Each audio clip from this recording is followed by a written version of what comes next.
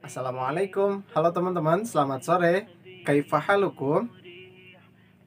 Teman-teman, seperti biasanya ketika kita masuk ke pembiasan ibadah sore hari, Mister akan menceritakan beberapa kisah orang-orang yang sangat menginspirasi, baik itu kisah para nabi dan rasul, kisah para sahabat dan para tabi'in, serta para ulama salafus soleh dan orang-orang yang bisa menginspirasi kita semuanya. Mister akan ceritakan pada sore hari ini tentang kisah seorang yang menulis lebih dari 150 buku. Serta di beberapa literatur dikatakan bahwa beliau bahkan menulis lebih dari 200 buku. Dan di akhir hidupnya beliau disolatkan lebih dari 50.000 orang, bahkan orang non-muslim dan juga pasar itu tutup karena ingin menziarahi beliau. Siapakah itu teman-teman? Yakni Al-Hafiz Ibnu Hajar Al-Asqalani. Bagaimana kisahnya? Yuk kita bahas lebih lanjut. Teman-teman, Ibnu Hajar Al-Asqalani adalah seseorang yang sangat besar jasanya terhadap peradaban Islam. Seperti yang Mister katakan, beliau menulis lebih dari 150 buku, terutama dalam bidang hadis. Beliau seorang muhaddis atau ahli hadis yang sangat masyhur karena mengarang beberapa kitab yang sampai saat ini masih eksis.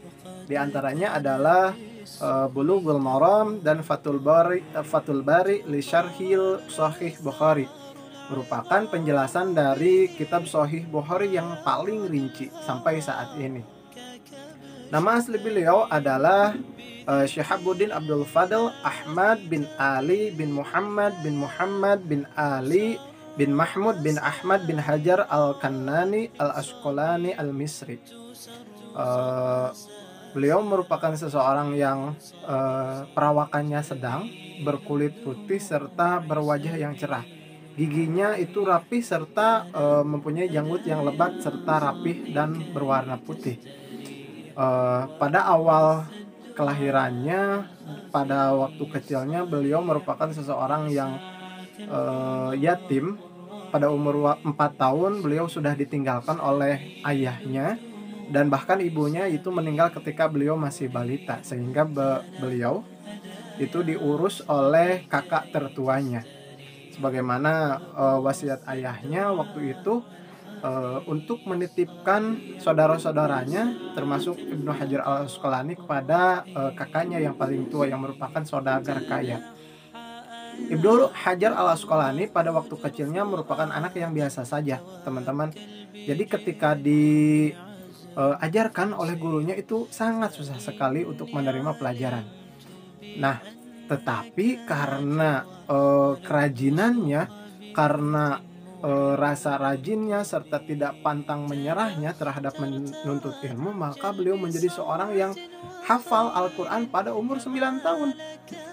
Teman-teman, bayangkan bagaimana seseorang yang tadinya tidak bisa, sangat tertinggal sekali dengan teman-temannya di dalam pelajaran, tetapi karena kegigihannya, beliau pada umur 9 tahun itu bisa menghafal Al-Quran. Kemudian beliau itu setelah menghafal Al-Quran kemudian terus belajar, bahkan dikatakan gurunya mencapai lebih dari 200 orang, teman-teman. Baik itu di bidang fikih, di bidang tasawuf, di bidang ilmu membaca Al-Quran, di bidang hadis, dan lain sebagainya.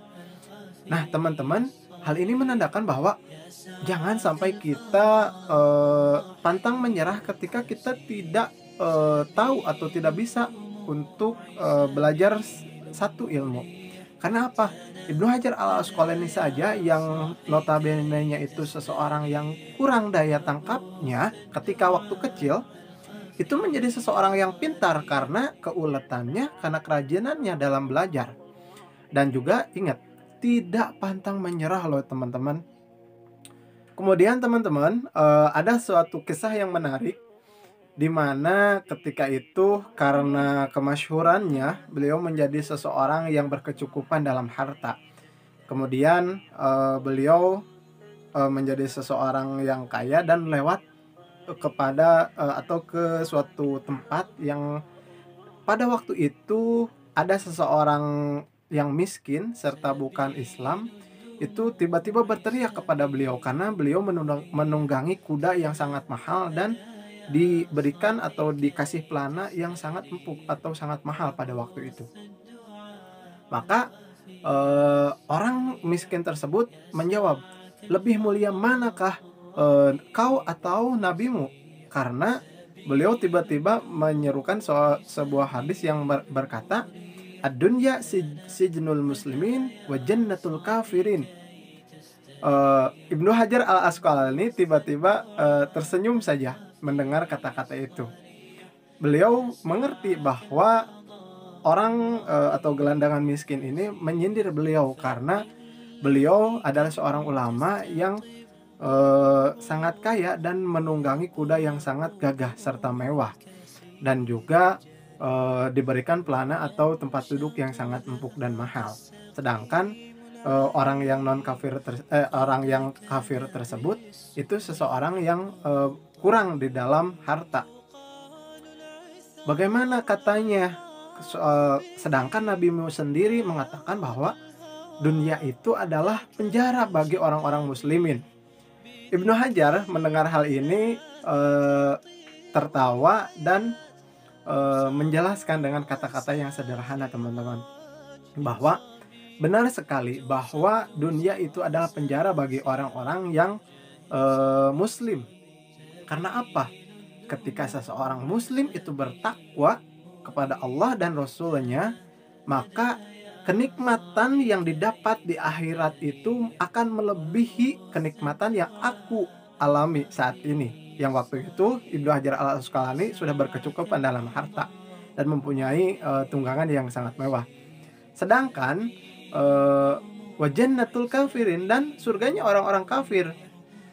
Kenapa disebut surga? Karena engkau tidak akan atau belum merasakan siksaan yang lebih pedih nanti di akhirat karena tidak percaya kepada Allah dan Rasul-Nya, walaupun keadaan kamu saat ini itu sudah menyedihkan, kata Ibnu Hajar Al-Asqalani.